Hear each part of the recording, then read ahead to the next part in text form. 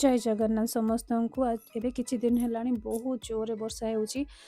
ସେଥିପାଇଁ ମୋର ସନ୍ଧ୍ୟାବେଳେ କିଛି ନା କିଛି ଇଚ୍ଛା ହେଉଛି ଚଟପଟା ଖାଇବା ପାଇଁ। ତ ଆଜି ମୋର ଇଚ୍ଛା ହେଇଛି ସମୋସା ଖାଇବା ପାଇଁ। ତ ଆଜିର ଘରର ସବୁ କାମ ସାରିଦେଲି, ସନ୍ଧ୍ୟାବେଳେ ପଳେଇ ଆସିଲି ମୋର ସମୋସା ପ୍ରିପେୟାର କରିବା ପାଇଁ।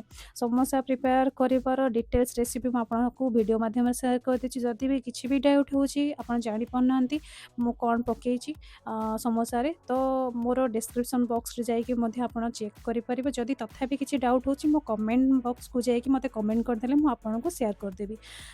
ଯଦି ଆପଣ ମୋ ଭିଡ଼ିଓରେ ନୂଆ ଅଛନ୍ତି, ନୂଆ ଦେଖୁଛନ୍ତି ମୋ ଭିଡ଼ିଓକୁ, ପ୍ଲିଜ୍ ମୋ ଭିଡ଼ିଓକୁ ସବସ୍କ୍ରାଇବ୍ କରିନେବେ, ଲାଇକ୍ କରିବେ ଏବଂ ସେୟାର ମଧ୍ୟ କରିଦେବେ ଏବଂ ବେଲ୍ ଆଇକନ୍କୁ ଦବାଇବାକୁ ବିଲକୁଲ ବି ଭୁଲିବେନି। ପ୍ଲିଜ୍ ମୋ ଭିଡ଼ିଓକୁ ବିଲକୁଲ ବି ସ୍କିପ୍ କରିବେନି, ପୁରାପୁରି ଲାଷ୍ଟ ପର୍ଯ୍ୟନ୍ତ ଦେଖିବେ। ତାପରେ ତ ଜାଣିପାରିବେ ମୁଁ ସମୋସାରେ କ'ଣ କ'ଣ ପକେଇଲି, ଆପଣମାନଙ୍କୁ କେମିତି ଲାଗିଲା ମୋତେ ନିହାତି କମେଣ୍ଟରେ ଜଣାଇବେ। ସବୁଠୁ ଇମ୍ପୋର୍ଟାଣ୍ଟ ଜିନିଷ କହି ରଖୁଛି ଏଇଠିକି, ଯଦି ବି ଯେତେବେଳେ ବି ଆପଣ ସମୋସା ଛାଣୁଛନ୍ତି ପୁରା ଲୋ ଫ୍ଲେମ୍ରେ ଆକୁ ଛାଣିବେ। ଯଦି ବି ଆପଣ ହାଇ ଫ୍ଲେମ୍ରେ କି ମିଡ଼ିୟମ୍ ଫ୍ଲେମ୍ରେ ଛାଣନ୍ତି ତାହେଲେ ସମୋସା ଉପରେ କିଛି ବି ବବଲ୍ସ ଆସିଯିବ, ଯାହାଦ୍ୱାରା କି ଆମ ସମୋସା କୁରକୁରା ହେଇପାରିବନି ଆଉ ସଫ୍ଟ ହେଇଯିବ। ଏବେ ପ୍ରସ୍ତୁତ ହେଇଯାଇଛି ଆମର ପୁରା ଦୋକାନ ଷ୍ଟାଇଲ୍ର ସମୋସା। ତ ରହିଲି, ଟିଲ୍ ଦେନ୍ ବାଏ ବାଏ, ଜୟ ଜଗନ୍ନାଥ।